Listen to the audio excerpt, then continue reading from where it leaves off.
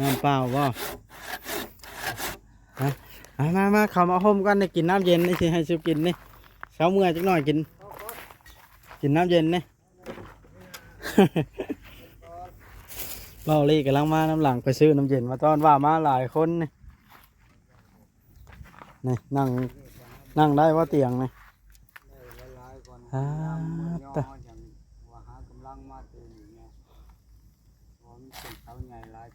สาวใหญ่เนาะเอากินน้ำกินในจังอันนั้นจังอันพากันลุยต่อมันแดดเนาะหากันบดจังหน่อยนี่เนาะโดยอ่ะกินน้ำกันแต่ค่อยลืมขาตั้งกล้องอยู่เพื่อนเจ้าเห็นปะเห็นอย่ามาเอิ้นอย่าลืมเอามาให้ในได้ใครจิจักคือว่าของผู้นั้น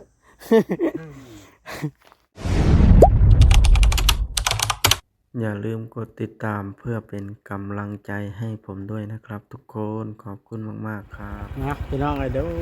เปิดภาพขึ้นกันอันนี้คือไอ้หมานพี่น้องไอ้บอลน้องแต่มาพักเช้ามื้อนั้นเขาสิไปอันเบิ่งสร้างเฮ็ดเทือนน้องแต่พี่น้องไอ้เทือนน้องแต่ยับขอบคุณนี่สิเป็นเทือนของสาวกล้วยพี่น้องเลยในเทือนบ้านเพิ่นเองตรงแง้วจนก็ยับขอบคุณซอยนี่แหละ วัดท้ายฮะจะ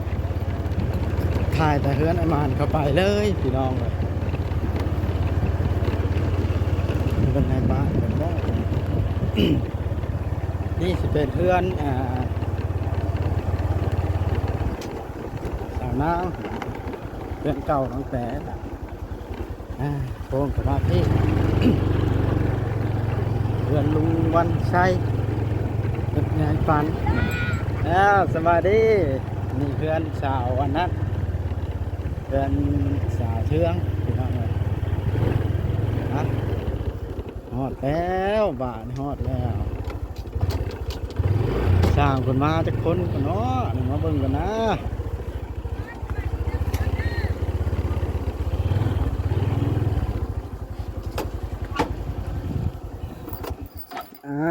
ฮอดจักที่จอดถึง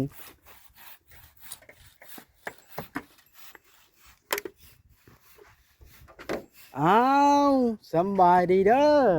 โอ้ยสบายดีเป็นอะไรเดี๋ยวนี้มาสองคนว่ามาเนี่ยโอ้ยต่อ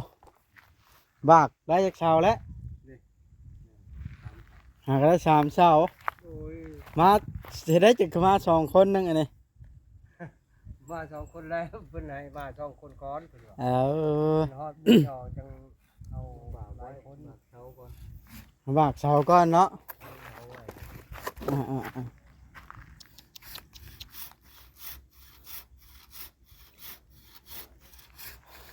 โอ้มันจะเป็นอันนี้เนาะเป็นนะมันต่อกับปูใช่มันใส่กับปูใช่มันก็ย้ายใส่ขังมันเฮากะแต่ว่าไม้เจ๊กนี่บ่มีปัญหาได้ซ้ำนี้นะพี่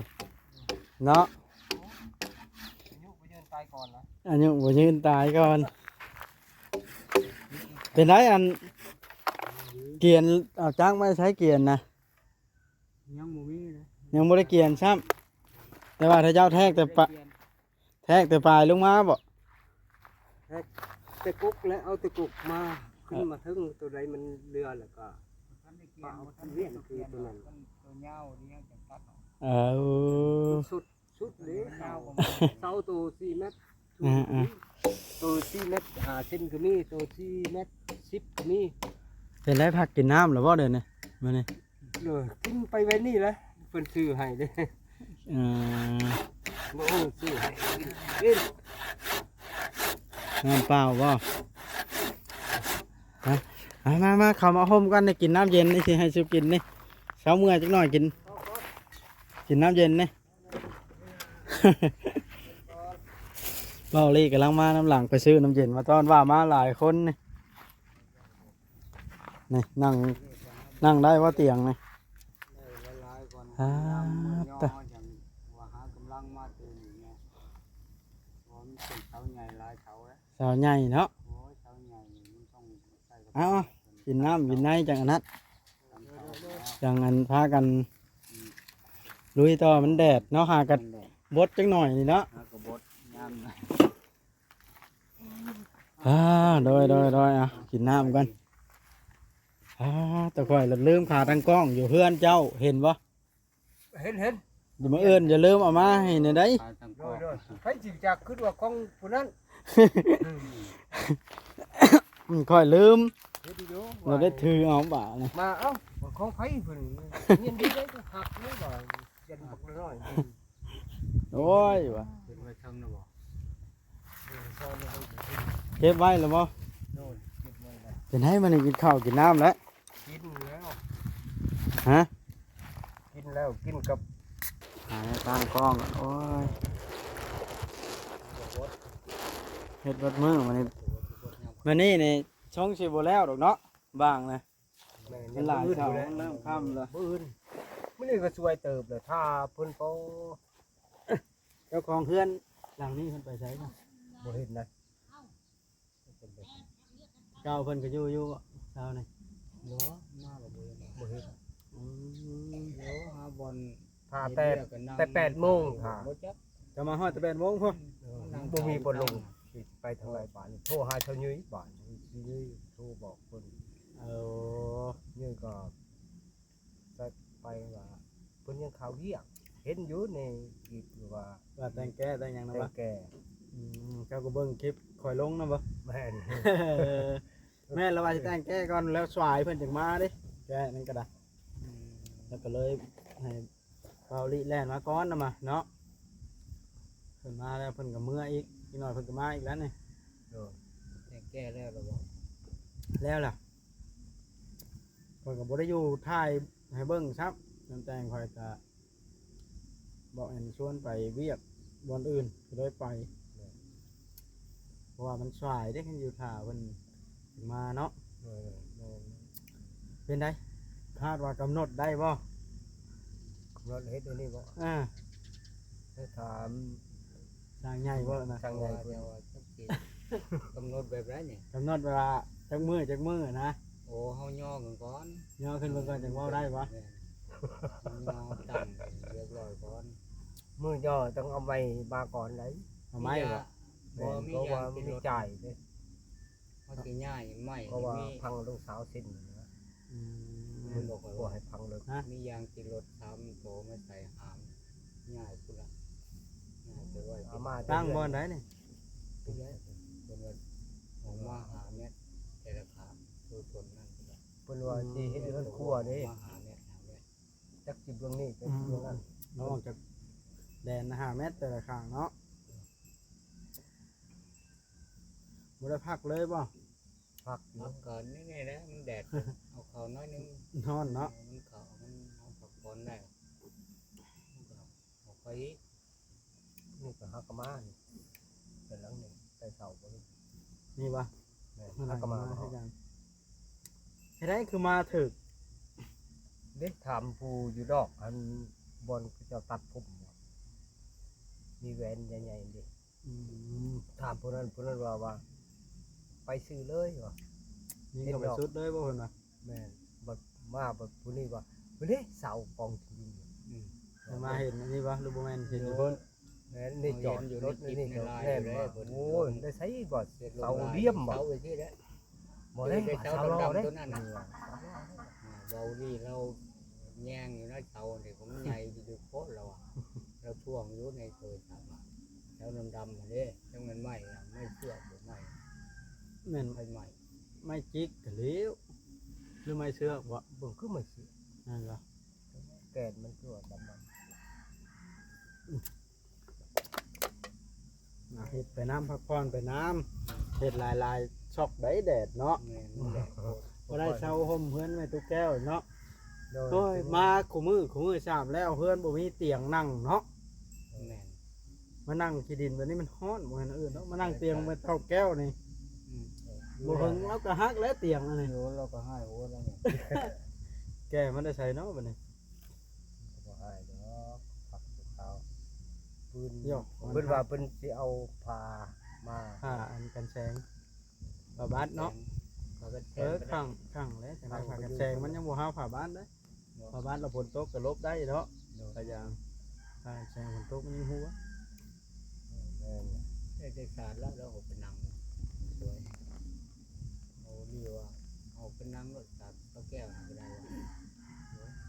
เอาตัวอยู่ ว่าเป็นคนคว้าเนาะเนี่ยมานั่งก่อน3เฮ็ดเดือนแล้วเฮิงเติมได้ เยอะ เป็น10 20มื้อเพิ่นก็บ่จักเนาะ เออ เทื่อแล้วเรามีแนวต่อเลยเด้ โดยแม่นน่ะ เนาะมานั่งกินข้าวกินดิน ไม่ได้ว่าห้องน้ำจะอันนั้นอันนี้ใช่ แม่ ที่ไป น ถ่ายอยู่ใช่ครับดูที่ห้องน้ำเพื่อนดูที่ห้องน้ ๆโอ้เดือนห้องน้ำตัวแก้วแล้วก็หลอกไว้แล้วเนาะ ำโดยเขาใส่กระแจมืด นี่แล้วเราไปเราก็ใส่กระแจไว้รถแล้ว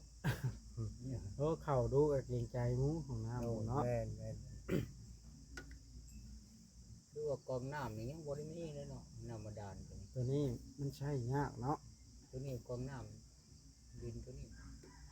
กินตัวนี้นะ ห้องน้ำรวมนี่แหละ นี่นะ ใช่เหมือนกันนี่แหละแล้วก็ให้สาวอันนี้แล้วก็ผู้นี้มาน้ำก็ใช่นี้คำมันน้ำออก ออก มันน่ะบ่มีผู้แปลงเนาะมันบ่อยากออกมัน ตั บ่ ว มี นี้ออกไวๆแล้วออกน้ำมัน เมื่อยหนึงแล้วเผื่อเต็มคุเนาะ เนี่ยมาพูดเลยนะ เพราะว่าถ้าเจ้ามาหลายคนสิดอก ร้ายแบบ ย่านมันบ่เฮ็ดน้ำบ่เป็นเนาะ มาก็มาซื้อสมมติว่าจะสั่งให้ปากเขาก็นี่แต่ย่อขึ้นปุ๊บเลยเอาไม้ขึ้นยังขึ้น ต้องอันนั้น เขาปุบปับแมน เอาผู้แข็งแรงมาล่ะถ้าเจ้าซี่บอกให้ตัดผู้ผ้าพันบากไว้นั่นก็ไว้ดีอยู่เด้มื้อหน้าก็เนาะทำบ่แล้ว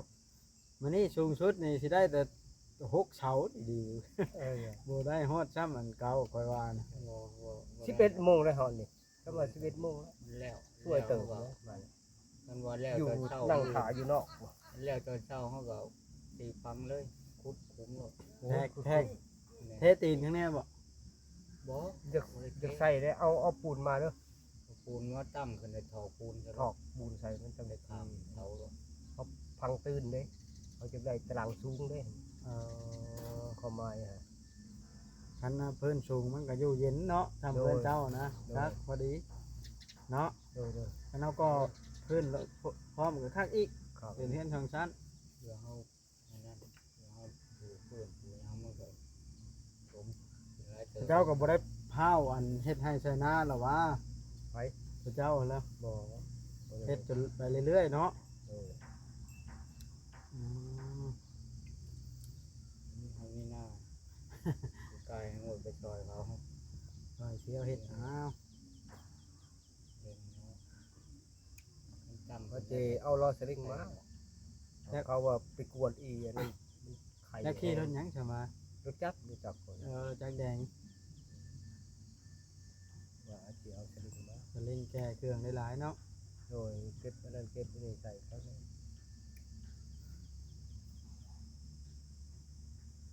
ลุย ไปกวนอีอันนั้นเลยผู้ไปเอามือนั่นเลยดูคน ถ้าแม่นมีงบเพียงพอนี่บ่ได้มันต้องระดับ4คูณอัน8เนาะ แม่ เช่าซ้ำนี่ เท่าซ้ำนี่อันนี้มันใกล้กันแฮงนั่นนี่ครับ 4 เมตรนึงโอ้ยแข็ง เป็นเสียด2 เมตรผมว่า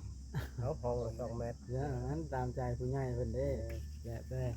ยาได้เสามันก็คือง้ำกันแน่มันง่ายเนาะ มันเฉาใหญ่เด้เฉาน้อยกว่าอันนี้ เป็นคือเราเขา มันเฉาหลายเด้ เก่าต้นนาที6 ต้นก็เลือกตายเลย กันเฮ็ดเฮือนชั้นนี้6ต้นเขาว่าจะพอดีจะปาไว้เสาเนาะแล้วอันนั้นแล้วไว้ก่อออกนะซื้อมาเพิ่มอีกจักเสานึงเนาะอันนั้นเฮ็ดหรือมันเก่ามันก็เหลือ3ไว้พอดีก่อออกพอดีเนาะ ก็ อย่าแล้วแต่เพิ่น ทั้งเกยไปชั้นแล้วหนาไปชั้นเดี๋ยวเนาะ ย่อขึ้นเสาจีบอยู่แล้วมันเฮือนชั้นนี้เด้เส เสามันใหญ่บ่แม่นอันอื่นเนาะคือ แล้ว เห็น จริง เด้อ สิใหญ่กว่าเฮือนหลังนี้ก็ว่ามานี่6เนาะไปนี่บัด4มาทางหน้าบัด6 อ่า เดียวเลยทั้งกว้างกับจำเดียวกันเลยไม่4 เมตรนะ 4เมตรว่าคือ 3 เมตรกับ4 เมตร ทางมันยาวพี่นะ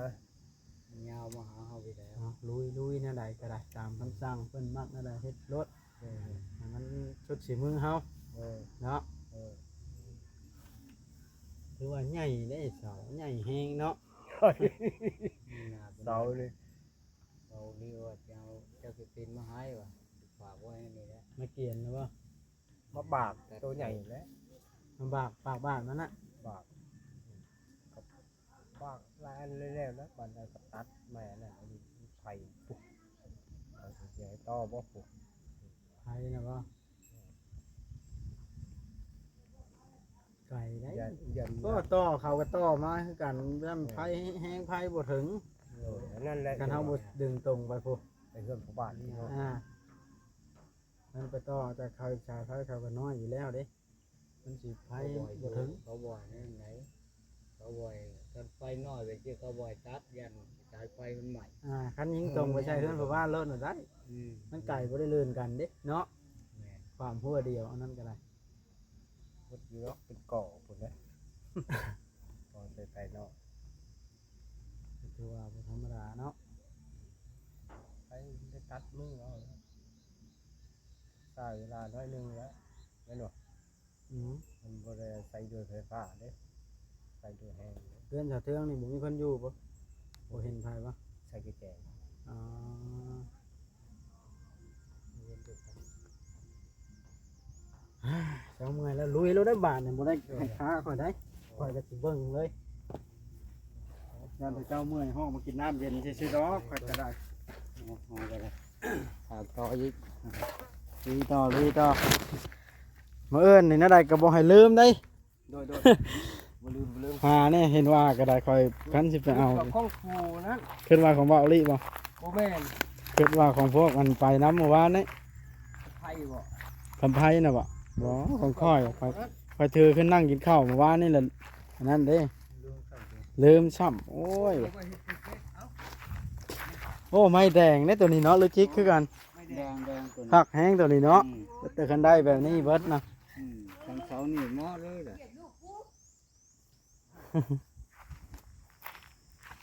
เช้านี่แหละครับกระหมูเบิดเนาะพวกอันพวกย่านคือหยังในแบบนี้นะ งาน ไม่แดงตัวนี้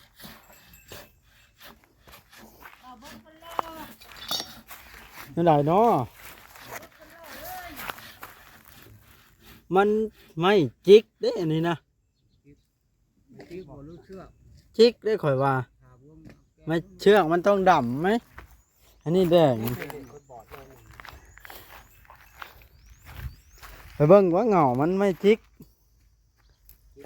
อ่ะ เชื่อไว้ จะเบิ่งหาไหนข้าวมันกว่าแนวผ่าวางไฟใหม่นะ เชื่อจิกไม่จิก พวกไปเบิ่งเงาผมก็จะจักนี่พันบอลมันนี่นะพันบอลนี่บอลไฟใหม่มาจิกได้อฮะ ไม่จิก คักแล้วนักบ่เว้าเลยนี่เนาะฮะ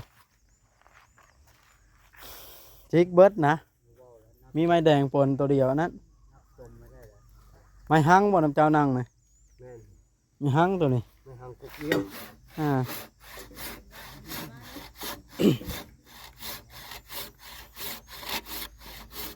อ๋อต่อ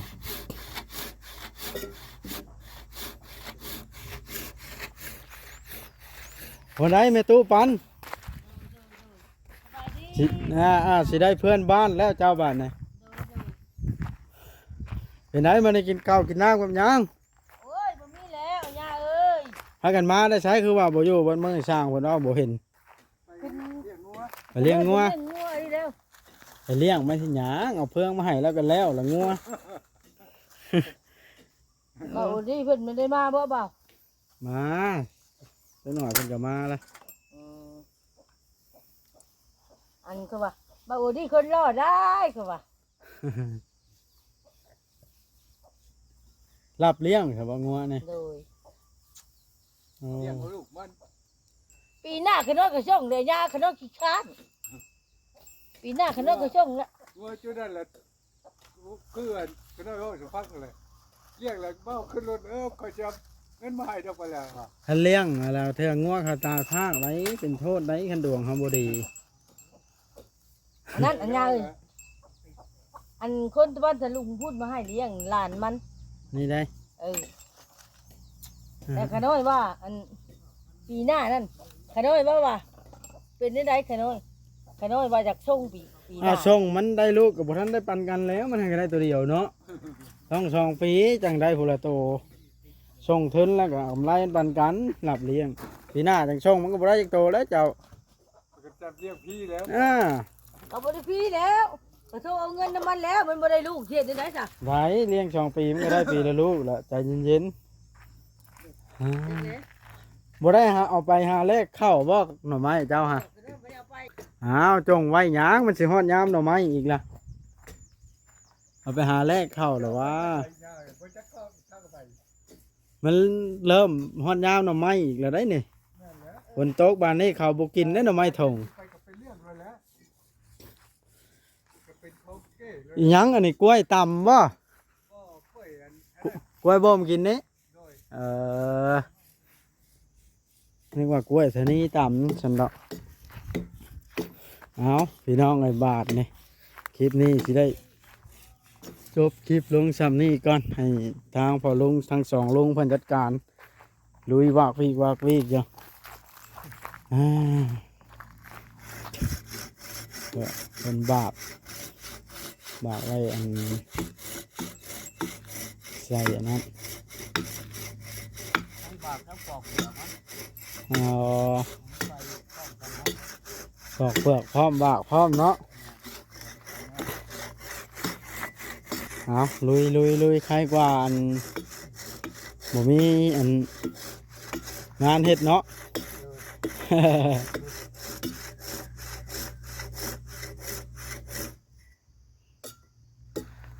เอาโอเคพี่น้องคลิปนี้ก็สิขอจบเพียงเท่านี้สักก่อนเด้อเนาะคลิปหน้าจังว่ากันไหมคลิปหน้าเขาสิโทรบอกน้องแต่ว่าสั่งมาลงมือแล้วเพราะว่าน้องแต่เพิ่นโทรมาถามจริงเลยเนาะเขาก็บ่ทันฮู้โทรหาเลยบ่ได้บอกเพิ่น